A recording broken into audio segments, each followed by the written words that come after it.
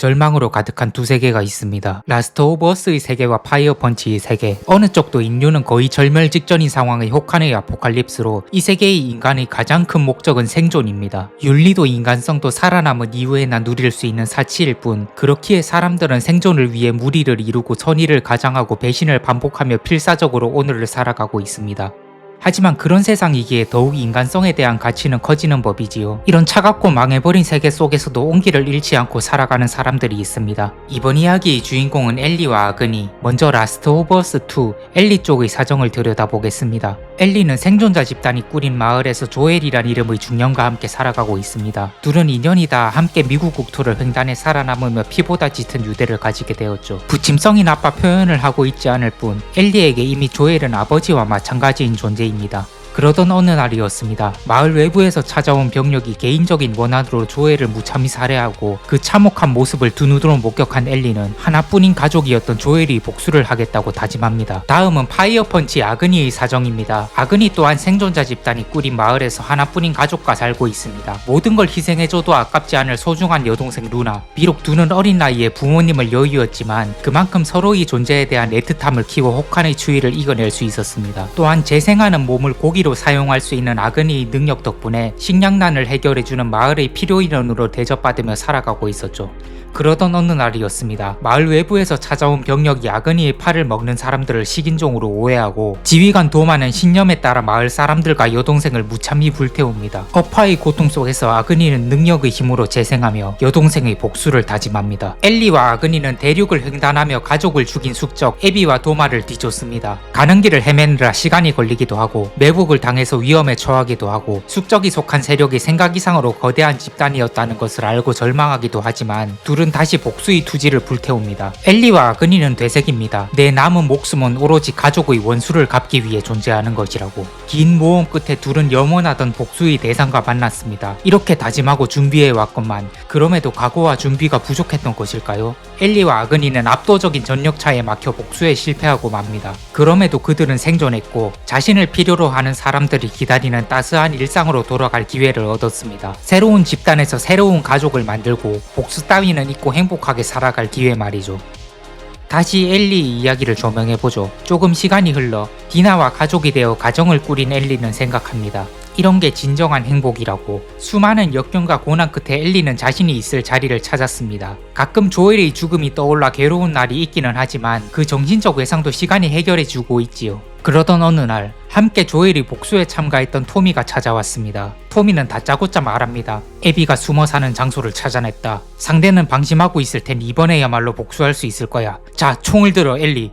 엘리는 당혹스럽습니다. 확실히 이 한 목숨을 오로지 복수에만 바치겠다고 다짐한 기억이 있습니다. 이 마음은 결코 변치 않으리라 확신하던 기억도 납니다. 하지만 사람의 마음이란 게 영영 불탈 수가 없잖아요. 한 1년 전이었어도 즉시 샷건을 들고 토미가 알려준 위치로 달려갔겠지만 엘리는 다시금 복수의 각오를 하는 데만 한참이 걸립니다. 물론 자신의 안녕만을 위해 대의를 포기할 나약한 성격은 아니었기에 다시 복수의 길로 출발하긴 했지만 자연 바람만으로 복수심이 불타오르던 옛날과는 달리 이번엔 마음에 억지로 장작을 넣은 듯한 느낌이 있습니다. 그렇다고 지금 느끼는 에비에 대한 증오가 거짓은 아닙니다. 복수심의 불씨가 약해졌다곤 해도 지금 느끼는 감정의 본질은 조엘이 눈앞에서 죽었을 때 느낀 감정과 달라지지는 않았습니다. 그렇게 뭔가 애매하게 무뎌지고 지쳤지만 남은 복수심에 장작을 집힌 채로 에비와 만난 엘리. 하지만 에비는 예상했던 그 거대하고 포악하고 무자비한 모습이 아니었습니다. 머릿속에서 수백 번 시뮬레이션 했던 대로 괴성을 지르며 칼을 들고 달려오지도 않았습니다. 기력이 빠져 야위어 있었고 가족을 잃은 한 아이를 돌보고 있었으며 아이를 구하기 위해 애처롭게 목숨을 구걸합니다. 엘리는 뭔가 허탈하고 기운이 쭉 빠집니다. 생각해보면 엘리도 에비의 소중한 사람을 많이 죽였습니다. 그런데도 과거 에비는 복수의 연쇄를 끊기 위해 그런 엘리를 용서해 주었습니다. 아니야 잠깐. 그래도 천연이 먼저 시작한 거잖아. 사실은 그게 아니란 것도 이미 알고 있습니다. 이 모든 비극은 엘리를 살리겠다는 마음에서 범한 조엘의 학살극에서 비롯되었습니다. 조엘은 엘리를 살리기 위해 무고한 사람 수십을 죽이고 그 결과로 백신 개발이 중단되어 수억 명의 생명을 앗아갔지만 에비는 거학 한 명을 처단했을 뿐 에비는 무고하던 엘리를 살려주고 무고하지 않게 된 엘리도 용서해 주었죠. 잘못 잘못의 희초, 죄의 무거움은 이쪽에 있었고 정의와 대의와 선의는 전부 저쪽에 있습니다. 하지만 이대로 그냥 보내줄 수는 없습니다. 엘리는 일부러라도 분노의 장작을 짚이며 애비를 때려 눕히고 목을 조릅니다. 이 마음을 좀먹는 괴로운 진실에서 눈을 돌리기 위해.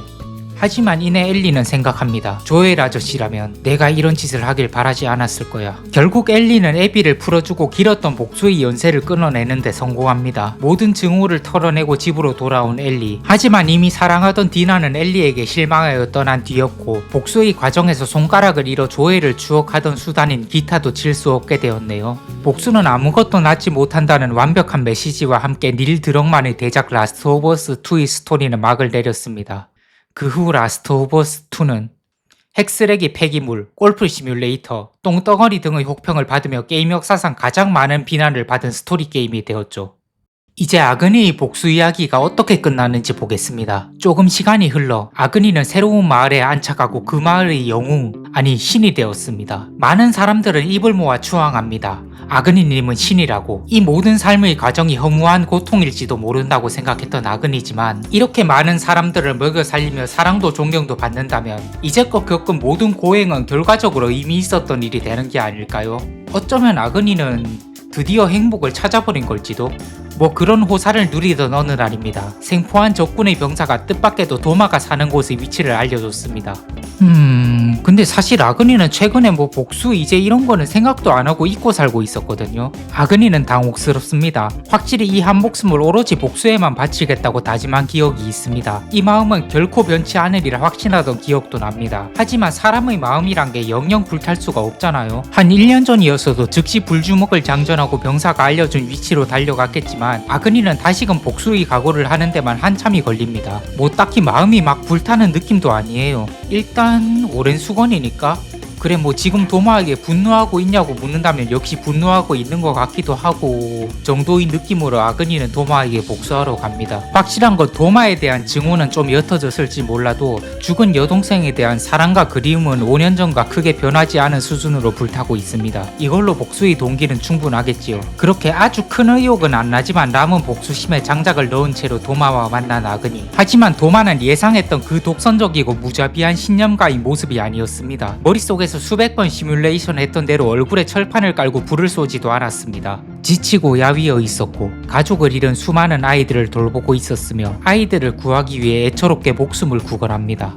도마를 죽이고 아이들을 거둔다 한들 그 아이들이 성장하면 새로운 복수가 반복될 뿐이겠죠. 애초에 도마는 단순한 오해로 마을을 멸망시킨 것이 아니었습니다. 어떤 방식으로든 인류에게 인육을 먹는 풍습이 남아서는 안 된다는 신념, 그리고 그 신념을 지탱할 만한 근거 있는 통찰력을 기반으로 아이들이 미래를 위해 인육을 먹는 노인들의 마을을 불태운 것입니다. 도마가 꽂는 윤리적 일침과 팩트 하나하나에 아그니는 입도 뻥긋할 수 없습니다. 눈앞에선 도마가 신사답게 용서를 구하고 있지만 진짜로 용서를 구하고 사과해야 할 것은 추악한 복수기인 자기 자신이란 걸 아그니는 깨달아 버립니다. 도마는 아이들의 미래를 위해 이 자리에 서 있고 자신은 파괴만을 낳기 위해 이곳으로 왔습니다. 깨달은 아그니는 복수를 포기하고 돌아갑니다. 머릿속에 여동생의 얼굴이 떠오르네요. 그래 맞아. 루나도 내가 복수기가 되기를 바라지는 않을 오빠 거. 부탁이에요. 나를 위해 도마를 죽여줘요. 안 돼. 도마는 이미 반성을 하고 있고 반성하는 연기예요. 하지만 나는 이제 토가타가 찍는 영화의 주인공이 되었고 마을에서도 모두가 신이라며 좋아해주고 있고 오빠 나를 위해 파이어 펀치가 되어줘요.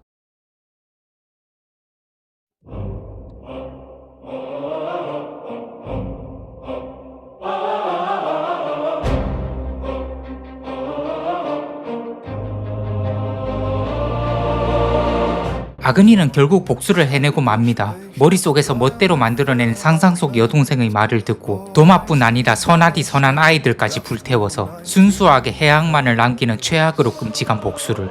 그래도 주인공의 마음이 시원했다면 된 거 아니겠냐고요? 아니요.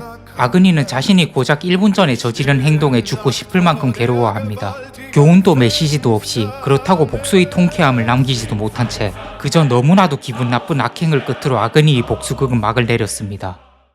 그 후 파이어 펀치의 복수 장면은 파이어 펀치의 서사를 아우르는 대표적인 명장면으로 추앙받고 수많은 패러디가 난무하며 인기를 끌게 되었죠. 파이어 펀치와 라오어2의 복수 이야기는 시작부터 후반까지 굉장히 유사한 전개로 흘러갑니다. 그런데 이게 무슨 영문일까요?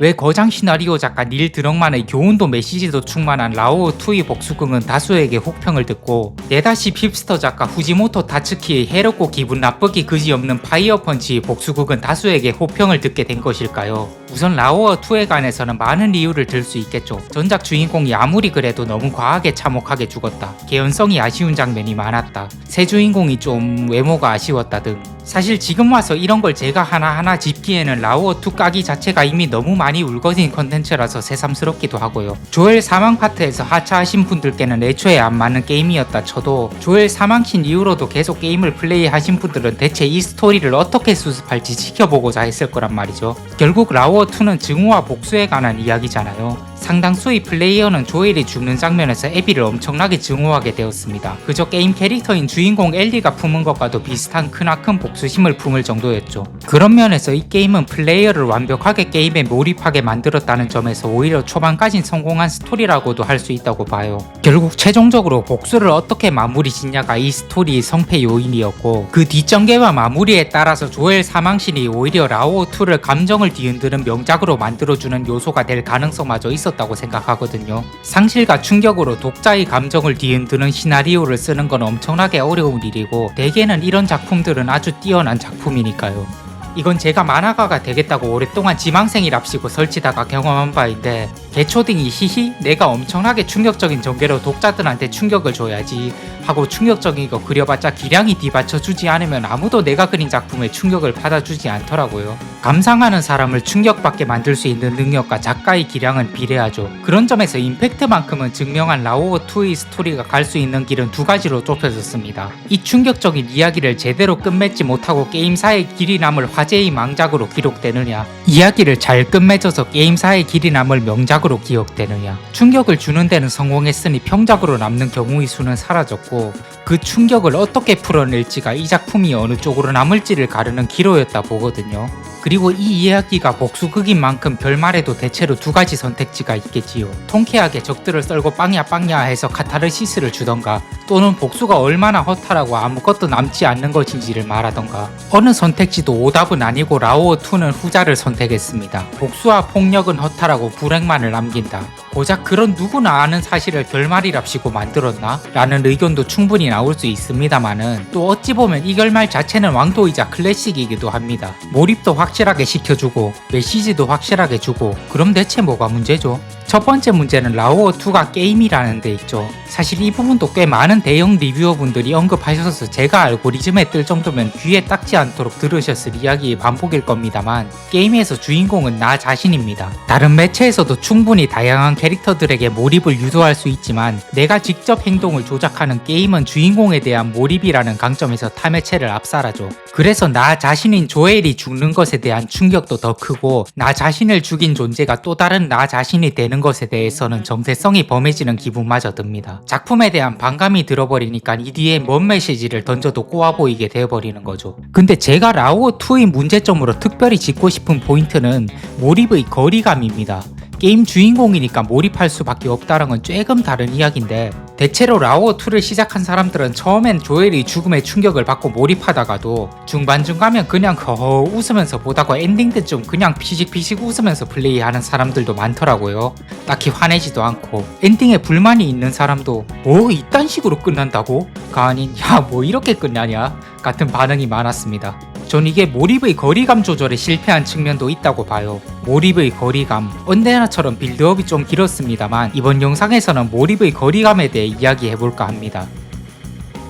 제가 군대에서 TV 연등 시간에 광해라는 작품을 봤었거든요. 근데 마침 선임 중에 한 명이 이 영화의 광팬이었습니다. 영화 시작부터 막 제가 그 영화 보고 엄청 감동받기를 바라는 게 그 선임 눈빛에서 느껴지더라고요. 그것만 해도 좀 부담스럽긴 했는데 막 선임이 야 가까이서 봐 가까이서 왜 그렇게 멀리서 보냐 하면서 저를 TV 바로 앞에 앉히는 겁니다. 그리고 막 본인이 감동받은 포인트가 나올 때마다 제 표정을 힐끔힐끔 보면서 어때 이 장면 개쩔지 하는 눈빛을 보내더니만 제 반응이 별로 마음에 안 들었는지 급기야는 이거 봐 이 장면이 이래서 개쩌는 거야 와 저거 봐라 저거 진짜 저게 왕의 진정한 모습이지 하면서 추임새를 넣어 설명까지 시작했습니다. 전 결국 이 영화가 좋은 영화인지 나쁜 영화인지도 느끼지 못한 채 기억 속에서는 그 선임이 설명했던 영화의 뻔한 메시지만이 남게 되었죠. 저한테 라스트 오브 어스 2가 그런 느낌이었어요. 닐 드럭만은 자꾸 작품에 직접 등장해서 라스트 오브 어스 2의 메시지를 제 얼굴에 들이밀어요. 그리고 게임 플레이 내내 제 귀에 말해요. 야 어때? 이 장면에서 막 충격이 느껴지지? 그렇지? 야 가까이서 봐, 가까이서 왜 이렇게 멀리서 보냐? 특정 장면에서 플레이어가 특정한 감정을 느꼈으면 좋겠다는 의도를 노골적으로 드러내면서 일부러 막 연출적으로 과한 클로즈업을 땡겨버리고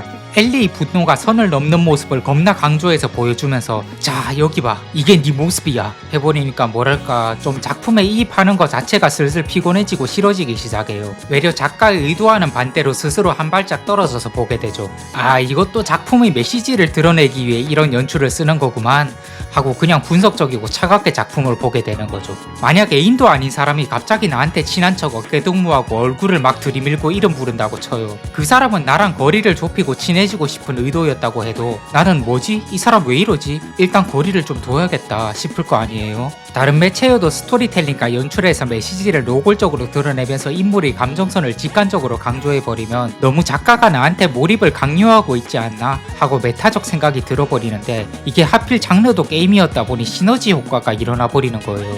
다른 비유로는 개구리를 물이 든 비커에 넣고 약한 불을 오래 틀어놓으면 개구리가 인식도 못한 채 천천히 익어버리지만 강불로 물을 데워버리면 깜짝 놀라서 밖으로 나온다잖아요. 라오어2도 마찬가지였습니다. 너는 여기 몰입해야 해! 하는 톤으로 강불로 데워버리니 일찌감치 몰입에서 벗어나게 돼요. 그런 점에서 파이어 펀치는 정반대입니다.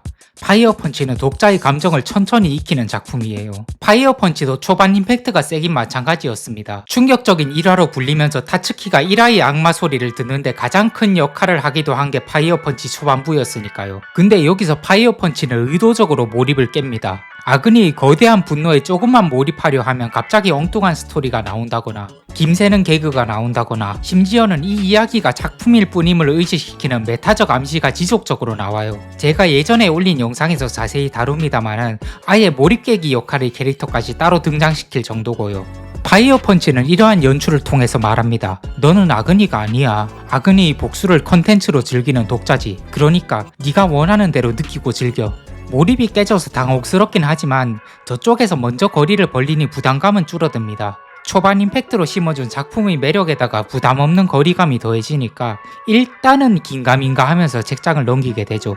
또 라오어2와 파이어 펀치 상반된 점이 있는데 라오어2가 좀 과할이 많지 뚜렷한 메시지를 전하려는 작품이었다면 파이어 펀치는 갸우뚱하리 많지 메시지가 없어요. 아니 뭐 그게 그리 특별할 게 있냐고요? 원래 만화란 게 크게 메시지를 전달하려 하지 않는 게 일반적인 거 아니겠냐고요?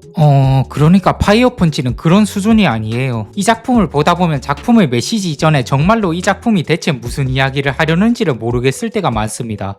복수에 불타는 주인공을 보여줬다가 뜬금 용사물 마냥 최종 보스랑 4천왕 같은 애들 등장시켰다가 갑자기 먼치킨 동료가 등장해서 하나만에 최종 보스랑 4천왕이 다 썰렸다가 또 갑자기 이 이야기는 토가타라는 캐릭터가 영화를 찍는 이야기고 주인공의 복수는 토가타가 찍는 영화의 소재라고 했다가 그러다가 복수 이야기는 뒷전으로 미루고 주인공이 이상한 종교의 신이 되어서 종교와 인류의 역사에 관한 이야기를 하기 시작합니다. 솔직히 이게 뭐 하자는 스토리인지 혼란스럽고 당혹스러워요. 근데 초반의 매력과 적절한 메타적 거리감 때문에 책장은 계속 술술 넘어간다고 했잖아요. 그렇게 책장을 넘기다 보면 이 난잡한 이야기에서 유일하게 일관된 요소를 발견합니다. 바로 주인공 아그니죠. 결코 뚝심 있는 녀석이라곤 하기 힘들고 감성적인 성격에 남에게 휘둘리기까지 하는 녀석이지만 그러한 요소를 포함해 아그니라는 인물은 확실한 입체감을 가지고 작품의 일관된 기둥으로 서 있습니다. 화려하고 난잡한 낙서의 중간에 찍힌 단순하고 완벽한 원의 시선이 가듯 우리는 자연스럽게 아근이라는 인물이 느끼는 감정을 축으로 이야기를 바라봅니다. 그렇게 주인공이라는 확고한 기둥과 함께 작품 세계를 걷다 보면 복수 이야기를 할 때는 복수 이야기를 즐길 수 있게 되고 영화 이야기를 할 때는 영화 이야기를 즐길 수 있게 되고 종교 이야기를 할 때는 종교 이야기를 즐길 수 있게 되는 거죠. 그러다 보면 어느덧 우리는 아그니의 생각과 감정에 몰입하고 있습니다. 살아있는 것 자체에서조차 제대로 의미를 찾지 못한 채 그저 불에 타고 있을 뿐인 아그니의 고통에 함께 심각한 표정을 짓게 됩니다. 그 고통에 대신 의미를 부여해주고 싶어집니다. 릴 드럭만이 들이밀었지만 우리가 스스로 거리를 벌리게 된 라오어2의 주인공과 달리 하츠키는 아그니를 우리에게서 떼어놓았지만 독자가 스스로의 발로 아그니에게 다가가게 되는 거죠. 눈치채지 못한 사이에 한 걸음씩 한 걸음씩.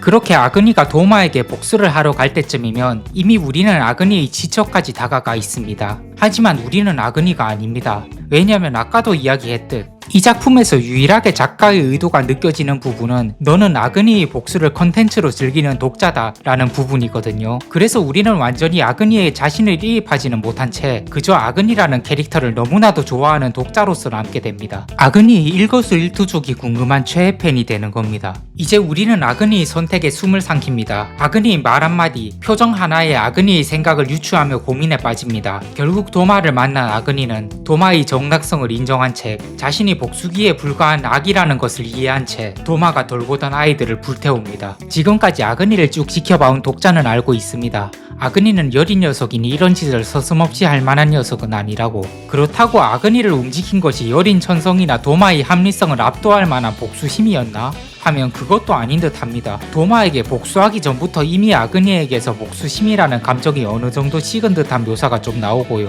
아그니는 왜 이런 끔찍한 선택을 하고서는 울며 후회하고 있는 것일까요? 아그니의 머릿속에 나타난 여동생의 환영은 무엇이었을까요? 파이어 펀치는 난해한 장면이 많았지만 이 장면 또한 난해하고 해석의 여지가 갈리는 장면입니다. 그만큼 많은 사람들이 다르게 해석하고 받아들이는 장면이지요. 근본적으로 반대 방향으로 엇갈리는 해석도 있습니다. 그런데도 신기한 공통점이 하나 있습니다. 파이어 펀치를 본 모든 사람들이 이 장면을 명장면으로 꼽고 있다는 점입니다. 왜냐하면 우리 모두는 스스로 아그니의 팬이 되어 아그니라는 최애가 내리는 가장 중요한 선택을 목격해버렸기 때문이죠. 라스트 오브 어스 2가 복수의 본질을 설명할 때 파이어 펀치는 복수의 결과를 목격시키고 감상하게 합니다. 우리는 아그니의 복수를 감상하고 제각각 슬퍼하거나 카타르시스를 느끼거나 충격에 빠졌지만 그럼에도 모두가 이 장면을 명장면이라고 말하는 이유는 이 제각각이어 보이는 감정들이 결국 감동이라는 공통분모 안에 들어가는 것이었기 때문일 겁니다. 사실 전 이렇게 생각합니다. 가슴으로 감상하고 울어버린 이상 그 뒤에 나오는 해석은 부수적인 찌꺼기, 내가 이걸 보고 운 이유를 변명하기 위한 구구절절한 설명에 지나지 않은 것이라고. 뭐 리뷰 유튜버로서 할 말이 아닐 수는 있겠다는 생각도 들긴 합니다만 오히려 진지하게 작품을 리뷰하는 사람들일수록 이러한 성향이 강하게 드러난다고 생각해요. 단지 저는 토성토끼 볼펜이라 토성토끼 볼펜 수준의 변명을 하는 것이고 이동진 평론가님은 그 지성에 걸맞게 자신의 눈물에 하이퍼 인텔리한 변명을 하는 것일 뿐이라고 생각합니다. 우리는 에비와 엘리의 행동을 평가하지만 아그니와 조엘의 행동에 변명하고 있습니다. 결국 우리 대부분이 이런 감정을 가지는 이유에 대해서도 변명하며 마무리해보자면 역시 정답을 들이민 엘리와 에비보다 모순과 파멸을 보여준 아그니와 조엘이 더 인간으로 느껴졌기 때문이겠죠. 자, 아까 하겠다고 했던 아그니가 복수 포기하고 돌아가다가 갑자기 급발진한 이유에 대한 제 해석 진짜 이상하긴 하잖아요. 애초에 복수하러 가기 전에도 별로 썩 내키는 눈치도 아니었고 토가타 앞에서 복수를 하기로 결정할 때도 난 도마를 용서할 수 없으니까 라고 말하는 게 아니라 이성적으로 다짐하듯 확실하게 복수를 끝내고 싶어 라고 한단 말이죠. 하고 싶은 일을 하러 가는 게 아니라 해야만 하는 일을 하러 가듯이. 물론 복수심이 아예 없는 건 아니었습니다. 어느 정도는 도마에 대한 적개심이 남아있긴 했죠. 근데 아그니 이놈이 워낙 팔랑기에 감성적인 놈인데 도마는 롤리 백단의 감정적 호소력까지 갖춘 놈이라 사실상 도마랑 대화 나눈 시점에서 아그니 전투력이 전부 상실한 게 눈에 보여요. 아니 이쯤 되면 도마한테 한 1mg 정도의 호감마저 생긴 수준? 게다가 여동생이 루나도 누가 죽어야 만족하는 녀석이 아니라고 자기 입으로 말합니다. 실제로 1화에 짧게나마 나오는 루나를 보면 그냥 착한 여동생 같고요. 근데 집으로 되돌아가는 중에 갑자기 머릿속에서 사이코패스가 된 여동생을 소환하고는 여동생 말 듣고 몰살극을 찍어버린단 말이죠. 아그니가 이런 설명하기 어려운 행동 패턴을 보인 이유, 일단 아그니가 도마를 증오하고 좋아하고는 애초에 결정의 기준이 아닙니다. 사실 아그니가 결과적으로는 복수기가 됐지만 내적으로는 애초부터 복수기가 아니었어요. 아그니가 살아가는 유일한 이유였던 여동생이 살아요 라는 말을 남기고 그 이유도 설명 안 한 채 죽어버리잖아요. 이제 다 끝내자 하고 웃고 있던 아그니는 미칠 지경입니다. 근데 내가 사는 이유는 루나뿐이었는데? 근데 루나가 없잖아. 근데 내 인생의 모든 의미인 루나가 마지막에 남긴 말이 살아요잖아. 아그니는 인생의 모든 의미였던 루나를 이미 잃어버린 채로 오로지 삶의 고통만을 마주합니다. 가장 가시적이고 상징적인 게 영원한 격통을 주는 도마의 불이고요. 근데 내가 겪는 고통에 의미가 있다고 생각을 해야 사람이 살 수 있고 고통을 견딜 수 있는 거잖아요. 여기서 아그니는 허무하고 의미 없는 고통을 해소하기 위한 변명으로서 고심 끝에 복수를 갖다 붙입니다. 루나가 내게 살아요 라고 말한 것은 복수를 해달라는 의미일 거야. 이렇게 결정한 아그니는 이 모든 고난은 전부 복수를 위한 과정이라고 생각할 수 있게 되었습니다. 아그니가 묘하게 도마에 대한 적개심이 옅어 보였던 것도 확실하게 복수를 끝내고 싶어 라는 표현을 쓴 것도 그 때문이죠. 아그니는 복수를 포기하고 돌아오면서 이 결말에 대해 생각할 시간을 가지게 되었습니다. 그럼 이제까지의 괴로움은 정말로 다 무의미했던 거야? 여기선 오히려 도마의 철저한 논리는 독이 되었죠. 도마는 아그니가 겪은 모든 고통의 세월이 전부 무의미하다는 것을 완벽하게 논리적으로 입증한 꼴이 되었으니까요. 루나가 죽은 시점부터 지금까지 고통에 대한 의미만을 찾던 아그니였기에 이것만큼은 절대로 받아들일 수 없습니다. 격앙을 연기하던 아그니는 처음으로 이성을 잃을 정도로 격앙된 상태가 되었습니다. 이미 그 격앙의 대상은 도마가 아니라 우주의 불합리한 구조 그 자체였던 만큼 아그니는 무분별한 증오의 악기가 될 수 있었던 겁니다. 이때의 격앙 속에는 분노만이 아니라 공포도 크게 담겨 있었습니다. 복수가 자신의 삶에서 엔딩 파트가 아니었다면 아그니는 계속 고통에서 해방되지 못한 채 살아야 하니까요. 결국 아그니는 그 누구도 부정하지 못할 압도적인 복수를 마치고 더 이상 살지 않아도 되게 되었습니다. 아그니는 드디어 여동생이 남긴 사라요의 주박에서 벗어나 고통 속에서 의미를 찾지 않아도 되게 된 거죠. 물론 죽기 직전에 토가타가 2차 사라요 시전하고 대신 죽는 바람에 다시 삶의 의미를 찾아야 하게 되면서 파이어 펀치 2부가 시작되지만요. 2부 이야기는 또 기회가 되면 하기로 하죠.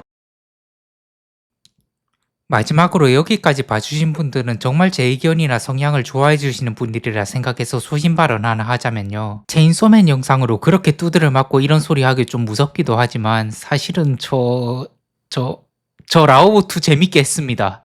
게임 자체도 괜찮았고 스토리도 여운 남고 좋았어요. 영상에서 비판한 문제점 때문에 중간에 몰입이 깨진 건 맞아요. 그 부분이 단점이라고 느끼기도 했어요. 근데 앞에서는 일부러 그런 단점만 말한 거고 그만큼 장점도 많은 작품이라고 느꼈거든요. 인물 간의 감정선도 괜찮게 다룬 느낌이고 1에서 2% 아쉬웠던 서사를 2에서 다 보충해줘서 오히려 라오어는 파트 2가 있어야 비로소 완성되는 게임이라는 느낌을 받았습니다. 무엇보다 결말 부분에서 결국 엘리가 모든 인생의 의미를 잃어버리고 그냥 생존을 위해 생존하는 존재가 된 채 어디론가 떠났잖아요. 이거 완전 파트 1 도입부 조엘 아니에요? 저 이런 수미상감 못 참습니다. 엘리도 조엘처럼 쓸쓸하고 고독한 용병이 되고 조엘이 엘리를 만난 것처럼 지켜야 할 존재가 생겨버리고 처음엔 조엘처럼 난 이제 그 누구에게도 마음을 열지 않아 하면서 츤츤대다가 시간이 지나며 그 소중한 존재에게 마음의 문을 조금씩 열고 그렇게 누군가에게 절대 잊을 수 없는 존재가 된 다음 자신의 업보로 인해 죽는 마지막까지 엔딩 스크롤 나오는 내내 이 뒷스토리가 막 떠오르니까 이게 여운 좋은 엔딩 아니면 뭐겠습니까? 인류가 완전히 멸망할 때까지 끝없이 돌고 도는 인가와 업보와 복수와 용서와 덧없음. 너무 맛있다. 또 싸질러 버렸네요. 어디까지나 제 개인의 감상에 국한된 이야기란 점 참고하셔서 너그러이 봐주시면 감사하겠습니다. 이거 마무리 멘트나 좀 괜찮은 걸로 끝내고 싶은데 뭘로 하죠? 생각나는 게 없네요. 에라 모르겠습니다. 영상 재밌게 보셨으면 좋아요랑 댓글 좀 부탁드립니다. 하이프도 해주시면 진짜 감사하고요. 그럼 터봐.